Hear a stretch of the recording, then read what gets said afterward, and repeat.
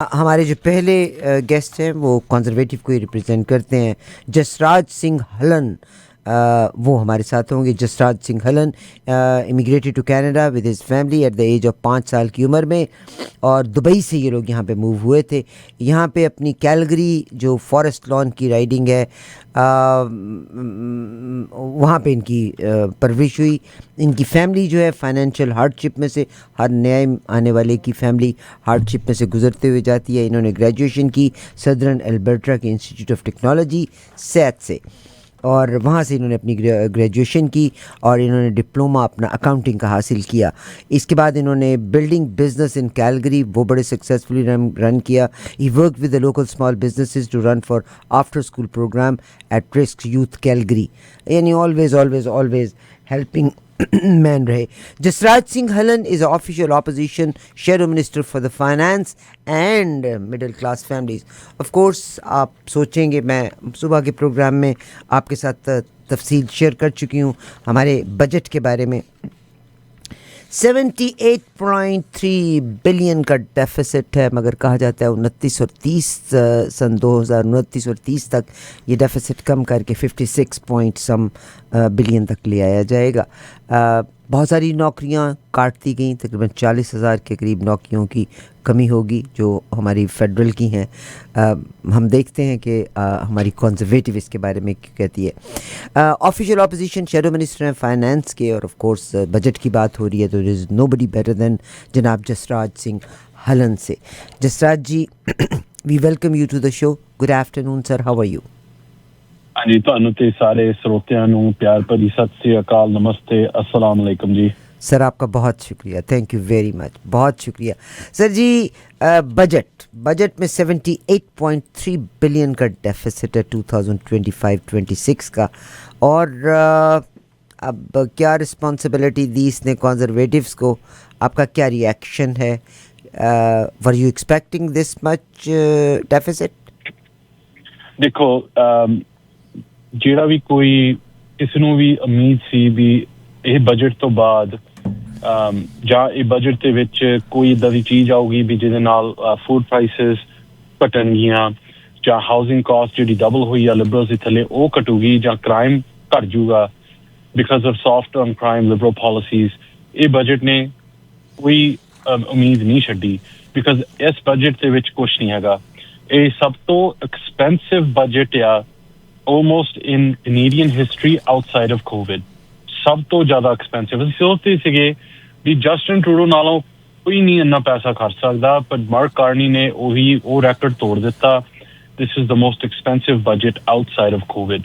ਸੋ ਜਿਹੜਾ $78 ਬਿਲੀਅਨ ਦਾ ਜਿਹੜਾ ਡੈਫਿਸਿਟ ਆ ਇਸ ਸਾਲ ਦਾ, ਉਹਦੇ ਨਾਲ ਕੀ ਹੋਊਗਾ ਵੀ ਹਰੇਕ ਕੈਨੇਡੀਅਨ ਫੈਮਿਲੀ ਅਗਲੇ 5 ਸਾਲਾਂ ਲਈ ਉਹਨਾਂ ਨੂੰ $5,400 ਪੇ ਕਰਨਾ ਪਊਗਾ ਟੈਕਸਿਸ ਦੇ ਵਿੱਚ, ਬਿਕਾਜ਼ ਜਦੋਂ ਜਿੰਨਾ ਜ਼ਿਆਦਾ ਪੈਸਾ ਕੋਈ ਵੀ ਗਵਰਨਮੈਂਟ ਸਪੈਂਡ ਕਰਦਾ ਉਹ ਆਪਣੇ ਕੈਨੇਡੀਅਨ ਦੇ ਪਾਕਟ ਦੇ ਵਿੱਚੋਂ ਨਿਕਲਦਾ ਆ। And so that is the caste of ਜਿਹੜਾ ਇਹਨਾਂ ਦਾ ਐਕਸਪੈਂਸਿਵ ਜਿਹੜਾ ਬਜਟ ਕੱਢਿਆ ਆ। ਪਰ ਆਮ ਕੈਨੇਡੀਅਨ ਲਈ ਜਿਹੜੇ ਅੱਜ ਦੀ ਡੇਟ ਦੇ ਵਿੱਚ ਸਫਰ ਕਰ ਰਹੇ ਆ ਲਿਬਰਲ ਪਾਲਿਸੀਜ਼ ਕਰਕੇ, ਉਹਨਾਂ ਲਈ ਕੋਈ ਰਿਲੀਫ ਨਹੀਂ ਆ ਇਸ ਬਜਟ ਦੇ ਵਿੱਚ। ਜਿਹੜੇ 2.2 ਮਿਲੀਅਨ ਪਲੱਸ ਕੈਨੇਡੀਅਨ ਹੁਣ ਫੂਡ ਬੈਂਕਸ ਦੇ ਵਿੱਚ ਖੜੇ ਆ ਹਰੇਕ ਮਹੀਨੇ, ਉਹਨਾਂ ਲਈ कोई रिलीफ नहीं है इस बजट के नाल। सर आपका बहुत शुक्रिया, और आपने एक्सप्लेन किया मुझे। सर मैं थोड़े को पूछना चाहनी है कि जनाब मार्क कार्नी साहब ने जो बजट पेश किया गया तो दो लफ्ज़ ऑपरेशनल एंड कैपिटल स्पेंडिंग ਨੂੰ ਉਹਨਾਂ ਨੇ ਇਹਦੀ ਵਜ਼ਾਹਤ ਕੀਤੀ ਹੈ, ਔਰ ਉਹ ਕਹਿੰਦੇ ਨੇ ਆਪਰੇਸ਼ਨਲ ਸਾਈਡ ਆਫ ਜਿਹੜੀ ਸਪੈਂਡਿੰਗ ਹੈ ਉਹਨੂੰ ਉਹ ਬੈਲੈਂਸ ਕਰਨਾ ਚਾहते हैं, और क्या ये मिसलीडिंग स्टेटमेंट है? It's absolutely not just misleading. एक अकाउंटिंग ट्रिक ਕੀਤਾ ਇਹਨਾਂ ਨੇ। ਜੇ ਅਸੀਂ ਮਾਰਕ ਕਾਰਨੀ ਨੂੰ ਦੇਖੀਏ, ਪਿਛਲੇ ਸਾਲ ਉਹਨਾਂ ਨੇ UK ਗਵਰਨਮੈਂਟ ਨੂੰ ਇਹੀ ਅਕਾਊਂਟਿੰਗ ਟ੍ਰਿਕ ਐਡਵਾਈਸ ਕਰਕੇ ਉਹਨਾਂ ਨੇ ਜਦੋਂ ਇੰਪਲੀਮੈਂਟ ਕੀਤਾ, ਇਟ ਵਾਜ਼ ਅ ਡਿਜ਼ਾਸਟਰ।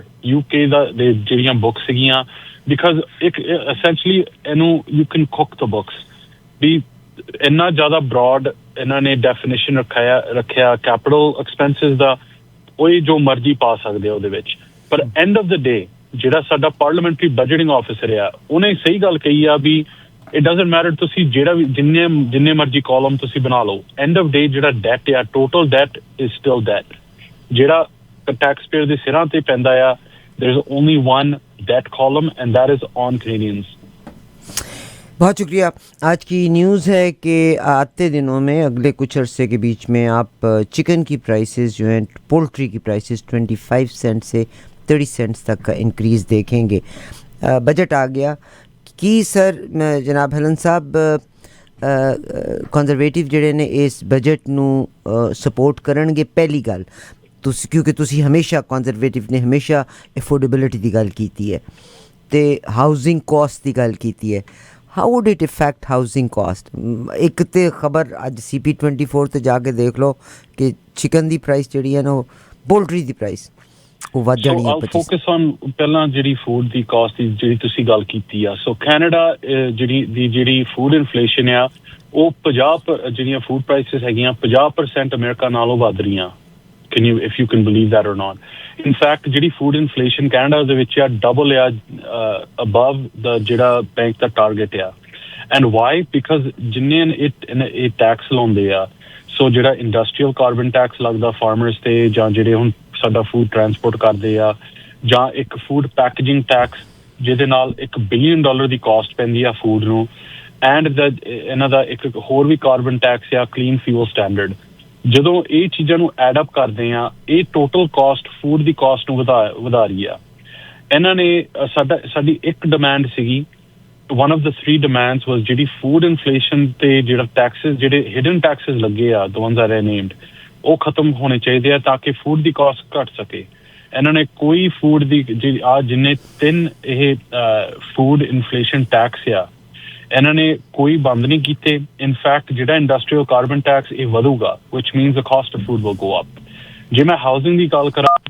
ਮੈਂ ਜਦੋਂ question ਕੀਤਾ ਸੀਗਾ housing minister ਨੂੰ ਉਹਦੇ ਕੋਲ ਕੋਈ ਆਨਸਰ ਨਹੀਂ ਸੀਗਾ ਵੀ ਇਹਨਾਂ ਨੇ ਹਾਊਸਿੰਗ ਟਾਰਗੇਟ ਕਦੋਂ ਮੀਟ ਕਰਨੀ ਆ ਜਿਹੜਾ ਇਹ ਬਜਟ ਆ ਇਹਦੇ ਵਿੱਚ ਬਹੁਤ ਹੀ ਮਿਨੀਮਲ ਹਾਊਸਿੰਗ ਦੀਆਂ ਅਨਾਉਂਸਮੈਂਟਸ ਨੇ ਜਿਹਦੇ ਨਾਲ ਕੋਈ ਫਰਕ ਨਹੀਂ ਪੈਣਾ ਓਵਰਆਲ ਕਾਸਟ ਆਫ ਹਾਊਸਿੰਗ ਜਿਹੜਾ ਅਸੀਂ ਦੇਖ ਰਹੇ ਹਾਂ ਵੀ ਲਿਬਰਲਸ ਦੇ ਥੱਲੇ ਹਾਊਸਿੰਗ ਕਾਸਟ ਡਬਲ ਹੋ ਗਈ ਹੈ ਚਾਹੇ ਤੁਸੀਂ ਰੈਂਟ ਕਰੋ ਜਾਂ ਮੋਰਗੇਜ ਹੋਲਡਰ ਹੋਵੋ ਤੁਹਾਡੀ ਹਾਊਸਿੰਗ ਕਾਸਟ ਡਬਲ ਹੋ ਗਈ ਹੈ ਇਹਨਾਂ ਦੇ ਥੱਲੇ ਬਿਕਾਜ਼ ਜਿਹੜੀਆਂ ਮਾੜੀਆਂ ਪਾਲਿਸੀਜ਼ ਕਰਕੇ ਜਿਹੜੀ ਕਾਸਟ ਵੱਧ ਰਹੀ ਆ ਉਹ ਨਹੀਂ ਖਤਮ ਹੋਣੀ especially under this budget ਤੇ ਜਿੰਨੀ extra spending ਇਹਨਾਂ ਨੇ ਕੀਤੀ ਹੋਈ ਆ this could raise inflation ਜੇ inflation ਵਧਦੀ ਆ ਫਿਰ ਜਿਹੜੇ interest rate आ वो भी बढ़ सकते हैं।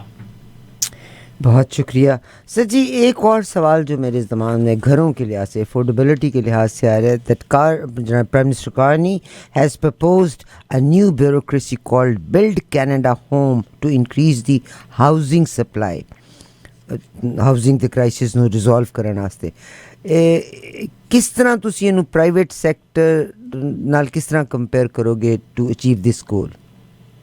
ਦੇਖੋ ਇਹ ਚੌਥਾ ਇਹਨਾਂ ਨੇ ਡਿਪਾਰਟਮੈਂਟ ਬਣਾਇਆ ਹਾਊਸਿੰਗ ਦੇ ਵਿੱਚ ਇਹਨਾਂ ਨੇ $90 ਬਿਲੀਅਨ ਕਮਿਟ ਕੀਤਾ ਹਾਊਸਿੰਗ ਤੇ ਪਿਛਲੇ 10 ਸਾਲ 'ਚ $90 ਬਿਲੀਅਨ ਕਮਿਟ ਕਰਨ ਤੋਂ ਬਾਅਦ ਵੀ ਹਾਊਸਿੰਗ ਕਾਸਟ ਡਬਲ ਹੋ ਗਈ ਆ ਬਿਕਾਜ਼ ਇਹ ਕੀ ਕਰ ਰਹੇ ਆ ਇੱਕ ਹੋਰ ਨਵੀਂ ਬਿਊਰੋਕ੍ਰੇਸੀ ਕ੍ਰੀਏਟ ਕਰ ਰਹੇ ਆ ਇਹ ਚੌਥੀ ਬਿਊਰੋਕ੍ਰੇਸੀ ਇਹਨਾਂ ਨੇ ਕ੍ਰੀਏਟ ਕੀਤੀ ਆ ਜਿਹੜੀ ਤੁਸੀਂ ਲਿਸਟ ਕੀਤੀ ਆ this will not get homes built ਜਿਹੜਾ ਮੈਂ ਨਾ ਤਾਂ ਇਹਨਾਂ ਨੇ ਕੋਈ ਟਾਰਗੇਟ ਮੀਟ ਕਰਨਾ housing prices will not come down with it and specially ਜਿਹੜੇ ਹੁਣ ਮੋਰਗੇਜ ਜਾਂ ਰੈਂਟ ਪੇ ਕਰਦੇ ਆ ਉਹ ਪ੍ਰਾਈਸਿਸ ਨਹੀਂ ਘਟਣੀਆਂ because this is just another bureaucracy ਜਿੰਨੇ ਜ਼ਿਆਦਾ ਪੈਸੇ ਖਰਚਦੇ ਆ ਬਿਊਰੋਕ੍ਰੇਸੀ ਤੇ ਉਹ ਪੈਸੇ that means it coming out of taxpayers money ਹੋਣਾ ਕੀ ਚਾਹੀਦਾ ਵੀ ਜਿਹੜੇ ਮਿਊਨਿਸਪੈਲਿਟੀਜ਼ ਆ ਉਹਨਾਂ ਨੂੰ ਇਨਸੈਂਟੀਵਾਈਜ਼ ਕਰਨਾ ਚਾਹੀਦਾ ਜੇ ਅਸੀਂ ਕੰਜ਼ਰਵੇਟਿਵਸ ਜੇ ਸਾਡੀ ਸਰਕਾਰ ਬਣ ਗਈ ਅਸੀਂ ਡਾਲਰਸ ਟਾਈਨ ਕਰਨੇ ਸੀਗੇ ਇਨਫਰਾਸਟ੍ਰਕਚਰ ਡਾਲਰਸ ਦੇ ਨਾਲ ਜਿਹੜੇ ਮਿਊਨਿਸਪਲ ਲੈਵਲ ਤੇ ਆ ਵੀ ਜਿਹੜੇ ਪਰਮਿਟਸ ਆ ਉਹਨਾਂ ਨੂੰ ਫਾਸਟ ਟਰੈਕ ਕਰਨੇ ਚਾਹੀਦੇ ਆ ਫਾਸਟ ਟਰੈਕ ਕਰਕੇ ਉਹਨਾਂ ਨੂੰ ਕਲੋਜ਼ ਕਰਨੇ ਚਾਹੀਦੇ ਆ ਤਾਂ ਕਿ ਵੀ ਜਿਹੜੀ ਹਾਊਸਿੰਗ ਸਪਲਾਈ ਆ ਉਹ ਵੱਧ ਸਕੇ ਜਿਹੜੇ ਐਡਮਿਨਿਸਟ੍ਰੇਟਿਵ ਕਾਸਟ ਆ ਉਹਨਾਂ ਨੂੰ ਘਟਾਉਣੇ ਚਾਹੀਦੇ ਆ these are the things that are holding back home building from being fast ਜਿੰਨਾ ਚਿਰ ਘਰ ਨਹੀਂ ਵੱਧਦੇ ਜਿਹੜੇ ਘਰ ਬਣਦੇ ਆ ਉਨੇ ਚਿਰ ਪ੍ਰਾਈਸਿਸ ਨਹੀਂ ਥੱਲੇ ਆਉਣੀਆਂ ਇਨਫੈਕਟ ਜਿਹੜੇ ਲਿਬਰਲ ਦੀ ਹਾਊਸਿੰਗ ਡਿਪਾਰਟਮੈਂਟ ਆ ਹਾਊਸਿੰਗ ਏਜੰਸੀ ਆ ਉਹ ਆਪ ਕਹਿ ਰਹੇ ਨੇ ਵੀ ਜਿਹੜੇ ਹਾਊਸਿੰਗ ਸਟਾਰਟਸ ਆ ਉਹ ਘਟਣਗੇ ਇਸ ਸਾਲ ਤੇ ਅਗਲੇ ਸਾਲ that means ਵੀ ਹਜੇ ਵੀ ਕੋਈ ਹਾਊਸਿੰਗ ਪ੍ਰਾਈਸਿਸ ਨਹੀਂ ਠੀਕ ਹੋਣੀਆਂ and neither will housing costs. In other words एक और ब्यूरोक्रेसी को अगर इजाफा कर दिया गया तो एक तरफ तो हम तो कहते हैं कि आप ये रेड कारपेट ख़त्म करने के बाद हिकअप्स को ख़त्म करें, make things easier. So if you are bringing in more things तो this mean prices are increasing. There is a word lie and larceny. एक स्टेटमेंट अभी मेरी नज़र से गुजरी है कि उन्होंने प्रॉमिस किया था अपनी कैंपेन में कि वो डेट टू जीडीपी की रेशो को कम करेंगे. हालांकि ये रेशो तो इंक्रीज़ होती हुई नज़र आ रही है, इन्फ्लेशन इंक्रीज़ होता हुआ नज़र आ रहा है. तो क्या people are misguided or they are just it's a larceny?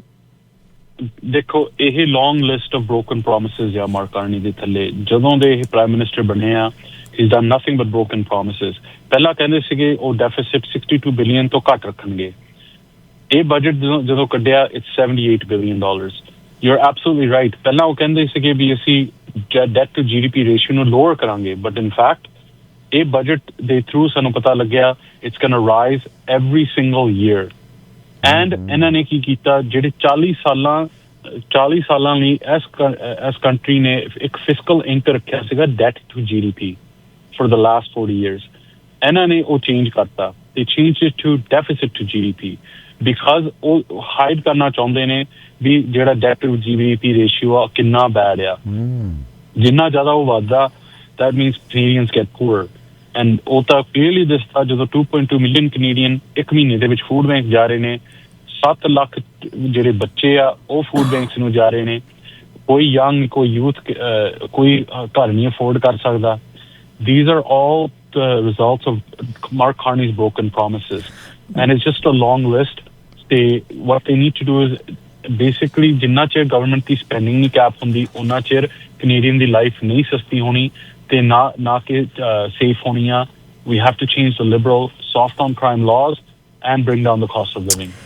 बहुत शुक्रिया जनाब. जसराज सिंह हलन से हमारी बात हो रही है और आप कैलगरी फॉरेस्ट लॉन के इलाके को रिप्रेजेंट करते हैं. Vice chair of standing committee of finance है. He was formerly the official opposition of shadow minister for immigration, refugees and citizenship. मैं अब वही सोचती हूँ कि सादे बंदे के वास्ते तो अल्फाज का हेर फेर ही हो गया. Debt to GDP, deficit to GDP. तो मेरे जैसा बंदा, हालांकि एडा भी अंग्रेज़ी तो पैदल नहीं, पर मैंने कहा डेट और डेफिसिट, कर्ज़ा और कमी एक ही चीज़ लगती है. एनीवेज़ सर, मेरा अगला सवाल आपसे ये है कि there is one organization which is very happy, which is Canadian medical association. बड़े खुश ने कि अब जनाब $5 billion health infrastructure, hospitals, medical clinics. तो क्या फिर हस्पतालों से वेट टाइम कम हो जाएगा, कोई ज़िंदगी आसान हो जाएगी, बीमारी से लड़ सकेंगे हम? ਅਸੀਂ ਦੇਖ ਰਹੇ ਹਾਂ ਵੀ ਜਿੰਨਾ ਇਹ ਲਿਬਰਲ ਸਰਕਾਰ ਪੈਸਾ ਸਿੱਟਦੀ ਆ ਕੋਈ ਵੀ ਚੀਜ਼ ਤੇ ਉਹ ਹੋਰ ਵੀ ਮਹਿੰਗੀ ਹੋ ਜਾਂਦੀ ਆ ਐਂਡ ਇਟ ਗੈਟਸ ਵਰਸ. ਜਿਹੜੇ ਕੈਨੇਡੀਅਨ ਦੇ living or standard of living ਆ ਬੈਂਕ ਆਫ ਕੈਨੇਡਾ ਕਹਿ ਰਿਹਾ ਉਹ ਘਟਦਾ ਜਾ ਰਿਹਾ. If we want to fix the health care system ਸਾਨੂੰ ਡਾਕਟਰਸ ਤੇ ਨਰਸਿਸ ਦੀ ਲੋੜ ਆ. ਸਾਡਾ ਜਿਹੜਾ ਕੰਜ਼ਰਵੇਟਿਵ ਦਾ ਪਲਾਨ ਸੀਗਾ ਇੱਥੇ ਕੈਨੇਡਾ ਦੇ ਵਿੱਚ ਤਕਰੀਬਨ 20,000 ਡਾਕਟਰ ਤੇ 30,000 ਨਰਸਿਸ ਇੱਥੇ ਹੀ ਰਹਿੰਦੇ ਨੇ ਜਿਨ੍ਹਾਂ ਕੋਲ ਕ੍ਰੈਡੈਂਸ਼ੀਅਲਸ ਨਹੀਂ ਉਹਨਾਂ ਦੇ ਅਪਰੂਵ ਹੋਏ. ਉਹ ਫੋਰਨ ਕੰਟਰੀਜ਼ ਤੋਂ ਟ੍ਰੇਨਡ, ਟੈਸਟਡ ਤੇ ਐਜੂਕੇਟਡ ਹੋਏ ਨੇ, ਪਰ ਜਦੋਂ ਇੱਥੇ ਮੂਵ ਹੋਏ ਆ they couldn't transfer their degrees ਜਾਂ ਉਹਨਾਂ ਦਾ ਜਿਹੜਾ ਐਕਸਪੀਰੀਅੰਸ ਆ ਉਹ ਟ੍ਰਾਂਸਫਰ ਨਹੀਂ ਹੋ ਸਕਿਆ. ਜੇ ਸਾਡੀ ਸਰਕਾਰ ਬਣ ਜਾਂਦੀ ਅਸੀਂ ਇੱਕ ਬਲੂ ਸੀਲ ਪ੍ਰੋਗਰਾਮ ਲੈ ਕੇ ਆਉਣਾ ਸੀਗਾ ਵੀ 60 ਡੇਜ਼ ਦੇ ਵਿੱਚ ਜੇ ਉਹ ਟੈਸਟ ਲੈਣ ਤੋਂ ਬਾਅਦ ਤੇ ਉਹਨਾਂ ਦੀ ਪ੍ਰੋਪਰ ਟੈਸਟਿੰਗ ਹੋਵੇ ਐਂਡ ਉਹ ਆਪਣਾ ਸਕਿੱਲ ਪ੍ਰੂਵ ਕਰ ਸਕਦੇ ਆ, ਫਿਰ ਉਹੀ ਫੀਲਡ ਦੇ ਵਿੱਚ ਕੰਮ ਕਰ ਸਕਦੇ ਆ. ਹੁਣ ਕਿੰਨੇ ਜਾਣੇ ਡਾਕਟਰ ਜਾਂ ਨਰਸਿਸ ਕਹਿ ਲਓ ਹੋਰ ਉਹਨਾਂ ਨੂੰ ਕੋਈ ਕੰਮ ਕਰਨਾ ਪੈਂਦਾ, ਜੈਨਰੇਟਰ ਦਾ ਕੰਮ ਕਰਨਾ ਪੈਂਦਾ, ਉਬਰ ਚਲਾਉਂਦੇ ਆ, ਟੈਕਸੀ ਚਲਾਉਂਦੇ ਆ, ਉਹੀ ਅੰਡਰ ਇੰਪਲੋਇਡ ਨੇ. ਉਹਨਾਂ ਨੂੰ ਜੇ ਉਹਨਾਂ ਨੂੰ ਅਸੀਂ ਹੈਲਥ ਕੇਅਰ ਸਿਸਟਮ ਦੇ ਵਿੱਚ ਪਾਈਏ ਦੈਨ ਜਿਹੜੇ ਵੇਟ ਟਾਈਮਸ ਆ ਉਹ ਘੱਟ ਸਕਦੇ ਆ. ਜਿਹੜਾ ਬਰਨ ਆਊਟ ਹੋ ਰਿਹਾ ਹੈਲਥ ਕੇਅਰ ਸਿਸਟਮ ਦੇ ਵਿੱਚ ਉਹ ਵੀ ਘੱਟ ਸਕਦਾ. So we need to have more workforce inside of healthcare and ਇਹੀ ਪਲਾਨ ਦੇ ਨਾਲ ਉਹ ਹੋ ਸਕਦਾ ਸੀਗਾ. सर जी एक ज़ाहिर है जब से 2025 आया था 2025 आने तो बाद इरादा सी ख्याल सी कि हाउसिंग भी ठीक हो जाएगी चीज़ां बेहतर हो जाएंगी मगर जदों दे ट्रंप साहब आए हैं सिंस दैन टैरिफ्स ने हमारी ज़िंदगी को चेंज कर दिया आप क्या समझते हैं इज़ दिस जनाब डोनाल्ड ट्रंप की टैरिफ्स की मौजूदगी में is it the best way forward helping Canadian business here at home and look for new markets in fact Trump ਤੋਂ ਪਹਿਲਾਂ ਹੀ ਇਦਾਂ ਕਰਨਾ ਚਾਹੀਦਾ ਸੀਗਾ ਇਹਨਾਂ ਦੀ ਕੀ ਪ੍ਰੋਬਲਮ ਆ ਵੀ ਜਿਹੜੀਆਂ ਚੀਜ਼ਾਂ ਸਾਡੇ ਕੋਲ ਇੱਥੇ ਕੈਨੇਡਾ ਦੇ ਵਿੱਚ ਬਣ ਸਕਦੀਆਂ ਸੀਗੀਆਂ ਜਾਂ ਅਸੀਂ ਸ਼ਿਪ ਆਊਟ ਕਰ ਸਕਦੇ ਸੀਗੇ ਸਪੈਸ਼ਲੀ ਜਿਹੜੇ ਸਾਡੇ ਰਿਸੋਰਸਸ ਆ ਇਹਨਾਂ ਨੇ 10 ਸਾਲ ਹੀ ਬਲੌਕ ਕੀਤੇ ਆ ਸੋ ਇਨ ਦਾ ਫਾਰਮ ਆਫ ਜਿਹੜੀ ਪਾਈਪਲਾਈਨਾਂ ਬਣ ਸਕਦੀਆਂ ਸੀਗੀਆਂ ਮਾਈਨਸ ਬਣ ਸਕਦੇ ਸੀਗੇ ਡੈਮਸ ਬਣ ਸਕਦੇ ਸੀ ਹੋਰ ਵੱਡੇ ਵਧੀਆ ਪ੍ਰੋਜੈਕਟ ਬਣ ਸਕਦੇ ਸੀ ਇੱਥੇ ਪਰ ਇਹਨਾਂ ਨੇ ਜਿਹੜੇ ਆਬਸਟੀਕਲਸ ਰੱਖੇ ਆ ਇਹਨਾਂ ਇੰਡਸਟਰੀਜ਼ ਦੇ ਸਾਹਮਣੇ in the form of Bill C-69 ਜਿਹੜਾ ਨੋਨ-ਯੂਮ ਪਾਈਪਲਾਈਨ ਬਿੱਲ ਆ ਜਾਂ Bill C-48 ਜਿਹਦੇ ਨਾਲ ਕੋਈ ਟੈਂਕਰ ਸਾਡਾ ਪ੍ਰੋਡਕਟ ਵੈਸਟ ਕੋਸਟ ਤੋਂ ਨਹੀਂ ਕਿਤੇ ਵੀ ਲੈ ਕੇ ਜਾ ਸਕਦਾ ਜਾਂ ਜਿਹੜਾ ਇੰਡਸਟਰੀਅਲ ਕਾਰਬਨ ਟੈਕਸ ਆ ਜਾਂ ਆਇਲ ਐਂਡ ਗੈਸ ਕੈਪ ਜਿਹੜਾ ਲਾਇਆ ਇਹਨਾਂ ਨੇ ਇਹ ਚੀਜ਼ਾਂ ਨੇ ਸਾਡੀ ਇੰਡਸਟਰੀਜ਼ ਨੂੰ ਲੈਂਡਲੌਕ ਕੀਤਾ ਆ ਰੋਕਿਆ ਆ ਇਨਫੈਕਟ ਜੇ ਉਹ ਨਾ ਕਰਦੇ ਇਹ ਅਸੀਂ ਆਲਰੇਡੀ ਇੱਕ ਐਨਰਜੀ ਸੁਪਰ ਪਾਵਰ ਬਣ ਸਕਦੇ ਸੀ ਇੱਕ ਇੰਡੀਪੈਂਡੈਂਟ ਕੰਟਰੀ ਬਣ ਸਕਦੇ ਸੀ ਪਰ ਅਸੀਂ ਇੰਨੇ ਜ਼ਿਆਦਾ ਰਿਲਾਇਬਲ ਹੋ ਗਏ ਆ ਇੱਕ ਟ੍ਰੇਡਿੰਗ ਪਾਰਟਨਰ ਦੇ ਨਾਲ ਤਾਂ ਹੀ ਜਿਹੜੇ ਟੈਰਿਫਸ ਹੁਣ ਲੱਗੇ ਆ they are damaging us but on top of that mark Carney ਇਹ ਕਹਿ ਰਹੇ ਸੀਗੇ ਇਲੈਕਸ਼ਨ ਤੋਂ ਪਹਿਲਾਂ ਵੀ ਮੈਂ ਹੀ ਆ ਜਿਹੜਾ ਟਰੰਪ ਦੇ ਨਾਲ ਮੈਂ ਡੀਲ ਕਰ ਸਕਦਾ ਕਹਿੰਦੇ ਸੀ ਮੇਰੀਆਂ ਐਲਬੋਜ਼ ਉੱਪਰ ਨੇ ਇਨਫੈਕਟ ਹੁਣ ਇਹਨਾਂ ਦੀ ਐਲਬੋਜ਼ ਵੀ ਮਿਸਿੰਗ ਹੋ ਗਈਆਂ ਐਂਡ ਕੋਈ ਡੀਲ ਨਹੀਂ ਟੈਰਿਫ ਸਾਡੇ ਵੱਧ ਗਿਆ ਡਬਲ ਹੋ ਗਿਆ ਬਿਕਾਜ਼ ਮਾਰਕ ਕਾਰਨੀ ਨੂੰ ਡੀਲ ਨਹੀਂ ਕਰਨਾ ਆਇਆ we needed to be strong ahead of time ਪਰ ਜਿਹੜੀ ਲਿਬਰਲ ਸਰਕਾਰ ਆ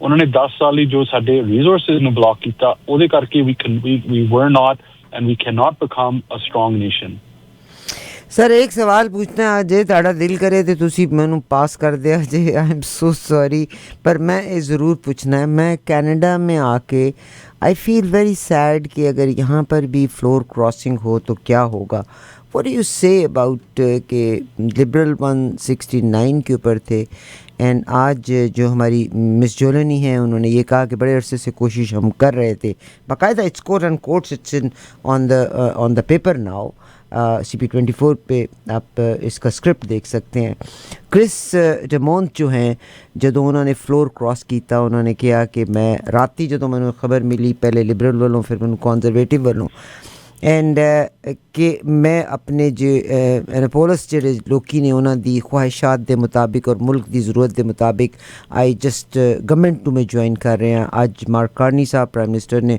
ਉਹਨਾਂ ਨੂੰ ਬੜਾ ਵੈਲਕਮ ਕੀਤਾ ਹੈ मगर एक लफ्ज़ जो मुझे है कि we were trying this for a long time and उन्होंने अंदिया ये भी देता है कि यस मैं तो आ गया हूँ there are more people joining government तो what would you say about this ਦੇਖੋ ਅਫਸੋਸ ਵਾਲੀ ਗੱਲ ਆ ਵੀ ਜਿਹੜਾ ਕ੍ਰਿਸ ਆ ਇਹਨੇ ਤਾਂ ਹੀ ਫਲੋਰ ਕ੍ਰਾਸ ਕੀਤਾ ਬਿਕਾਜ਼ ਇਹਨੂੰ ਡੈਪੂਟੀ ਸਪੀਕਰ ਨਹੀਂ ਬਣਾਇਆ ਗਿਆ ਸਾਡੇ ਸਾਈਡ ਤੋਂ ਤਾਂ ਹੀ ਨਹੀਂ ਬਣਾਇਆ ਗਿਆ ਬਿਕਾਜ਼ ਇਹਨੂੰ ਵੋਟਾਂ ਨਹੀਂ ਇਨਫ ਪਈਆਂ ਐਂਡ ਸੋ ਉਹੀ ਬਿਟਰਨੈਸ ਕਹਿ ਲਓ ਜਾਂ ਕਹਿ ਲਓ ਵੀ ਇਹ ਸਾਵਰ ਗ੍ਰੇਪਸ ਜੋ ਵੀ ਤੁਸੀਂ however you want to take it ਉਹਦੇ ਕਰਕੇ ਲਿਬਰਲਸ ਨੂੰ ਜੁਆਇਨ ਕੀਤਾ ਪਰ ਦੇਖੋ ਪਿਛਲੇ ਕਈ ਉਹ ਵੀ ਇਲੈਕਟ ਹੋਇਆ 2019 ਚ ਮੇਰੇ ਵਾਂਗੂ 6 ਮਹੀਨੇ ਪਹਿਲਾਂ ਅਸੀਂ ਦੋਨਾਂ ਨੇ ਉਹੀ ਕੰਜ਼ਰਵੇਟਿਵ ਪਲੇਟਫਾਰਮ ਤੇ ਰਨ ਕੀਤਾ ਜਿਹੜੇ ਕੰਸਟੀਚੂਐਂਟਸ ਨੇ ਉਹੀ ਪਲੇਟਫਾਰਮ ਨੂੰ ਸਪੋਰਟ ਕਰਕੇ ਸਿਲੈਕਟ ਕਰਕੇ ਸਾਨੂੰ ਆਟਵਾ ਭੇਜਿਆ ਆ